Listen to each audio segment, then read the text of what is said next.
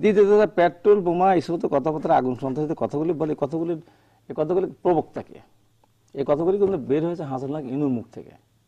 হাসানুল্লাহ ইনুর মুখ থেকে বের হয়েছে আগুন সন্ত্রাসী, আগুন এই আগুন, এবার এটা আওয়ামী লীগ মুখস্থ করে ফেলছে।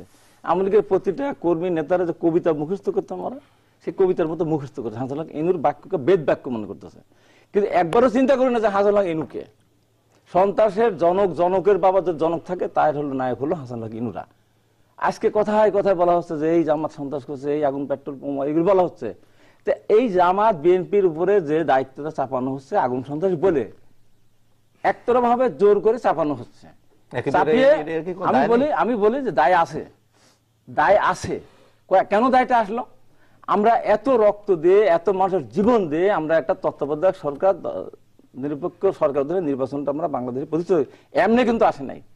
সেলিম দেলোয়ার, রাফুল ভূষণা থেকে শুরু করে জাফর দিবস, কত রক্তের মধ্যে দিয়ে সেই একটা বিধানটাকে মানে কোর্টের উপরে দায় দিয়ে সেই বিধান থেকে তারা সরে গেল।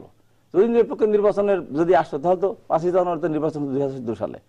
এত কাজ সরকার করে, তার সরকার ভয়টা কিসের? নির্বাচন দিতে সমস্যাটা কি ছিল? সমস্যাটা সৃষ্টি করছে তারা।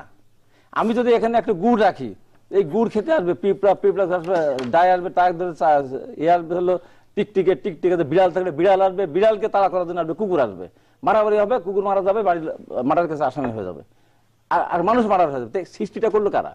তত্ত্বাবধায়ক সরকার বিধানটা সরিয়ে দেওয়ার কারণেই কিন্তু টোটালটা সৃষ্টি হয়েছে।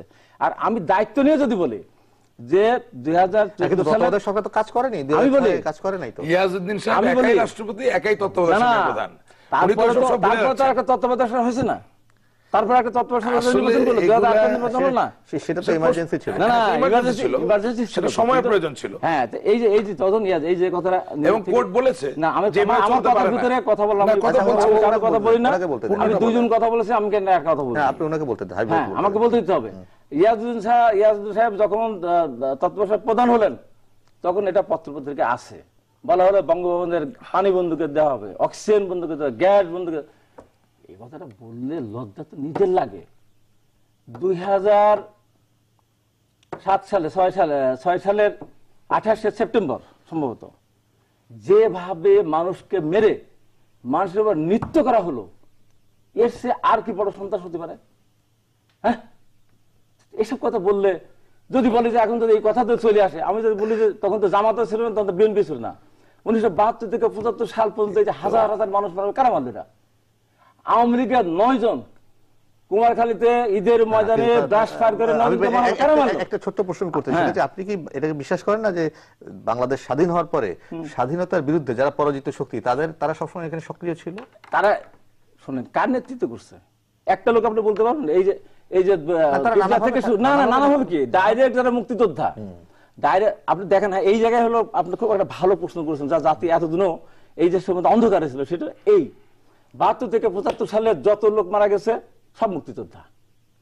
আওয়ামী লীগের এমপি মারা গেছে ঈদের ময়দানে, কিবরিয়া সাহেব মেরেছে কারা? জাসদ, মুক্তিযোদ্ধা। জাসদের 20,000 30,000 হোক আর 10,000 হোক যা মারা গেছে, তারা মারছে কারা? মুক্তিযোদ্ধাটা। এখানে ওই স্বাধীনতার পরে মুসলিম লীগ, জামাত আরো আদার্স, তারা একটা মারতেও আসে, তারা একটা মরেও নাই। তার মানে কি? তার মানে স্বাধীনতার পরে এই মুক্তিযোদ্ধারা নিজেরা নিজেদের হত্যা করছে। 2টা সরকারের পরিবর্তন হয়েছে। বঙ্গবন্ধুকে যারা হত্যা করেছে তারা মুক্তিযোদ্ধা, জিয়া রহমানকে যারা হত্যা করেছে তারা মুক্তিযোদ্ধা।